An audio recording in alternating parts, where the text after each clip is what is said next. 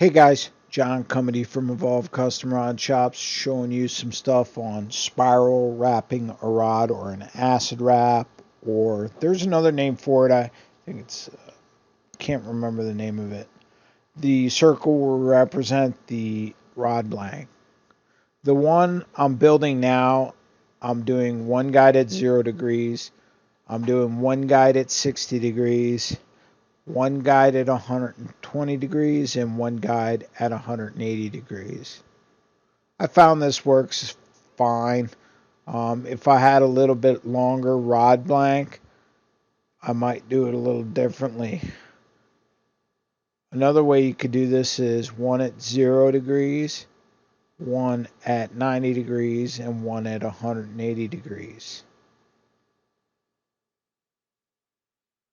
This technique here I would probably do if I had a longer rod blank. I do one at 0, one at 60, one at 90, one at 120, one at 180. On the shorter rod blanks, though, it gets a little crowded. Another way you could do this is known as a revolver wrap.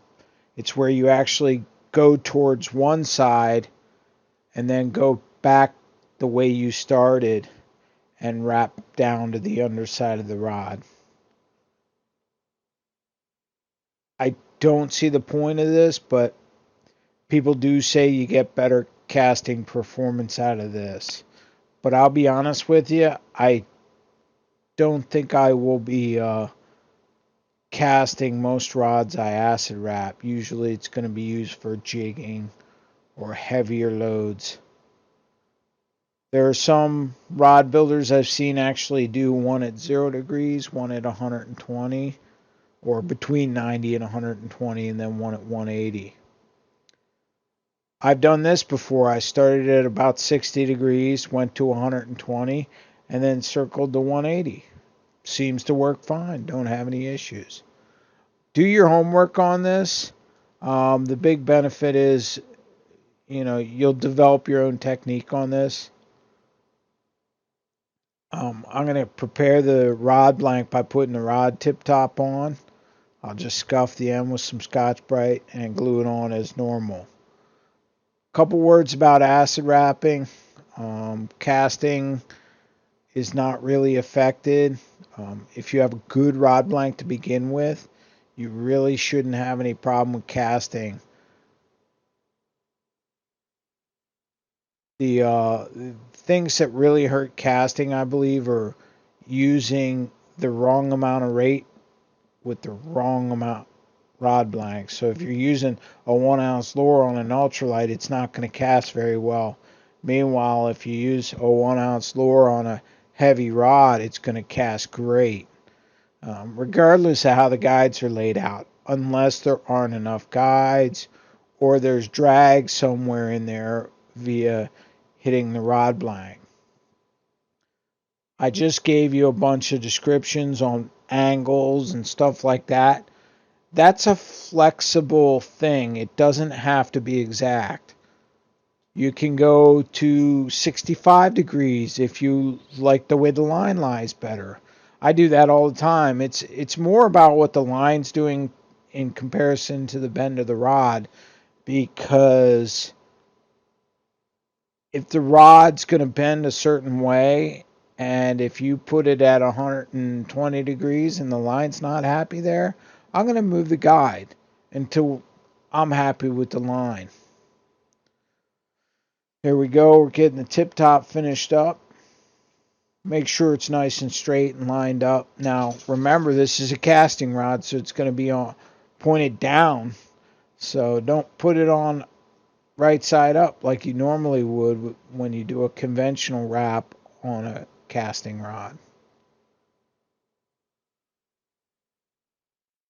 Next thing we're going to do after we do this is we're going to put it in our, I just have a Scotty rod holder screwed down to a board, and then I tied the tip top to a piece of string, and I have it connected to the end of the board.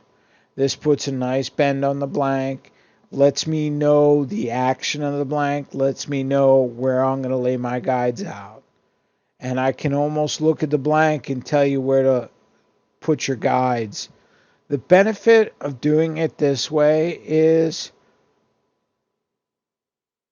the line's going to be happy where it's at. You could go off of building formulas, guide placement charts, whatever you want to do, but you know what? Every rod blank is different, and the more rods I build, the more I find that just look at the actual fishing rod does more good than any kind of rod guide placement chart.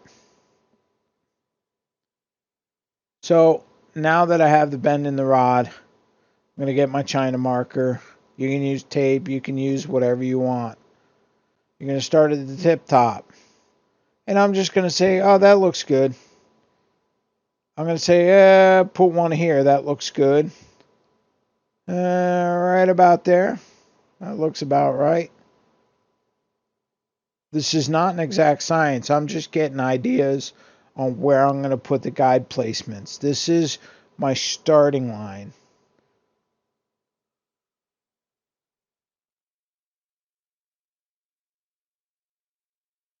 And I continue down the rod. Now, as far as how far you want to be from the reel seat, it's up to you. Most of the rods I'm using an acid or a spiral wrap on is either going to be on a drop the lure straight down scenario, or a trolling scenario, or something where you're going to have a lot of load on it. And the first guide isn't really that crucial. Like, say on a microwave setup, you might actually put a guide works better at, say, 18 or 22 inches. The guide works better because it was designed to be that far away.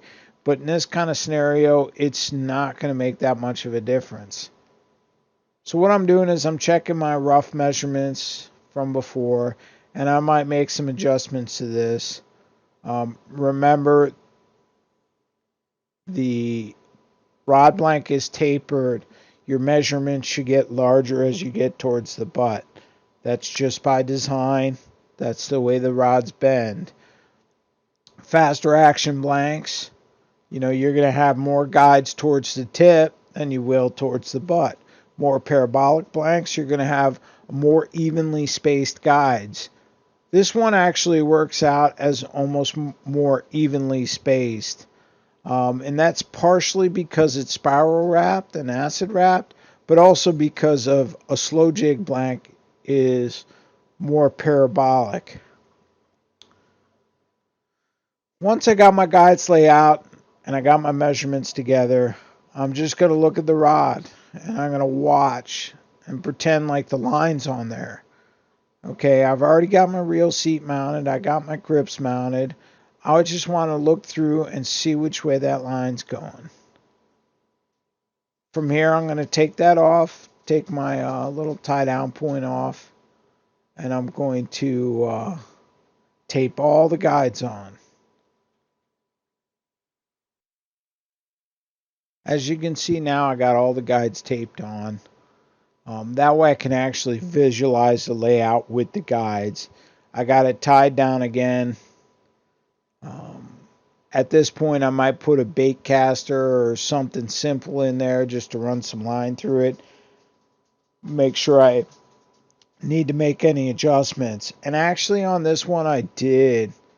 So right here I'm watching the line go through the guides, kind of looking through it.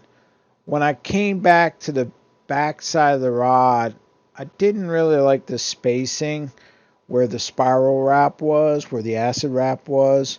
So what I ended up doing was I just shifted the guides around a little more.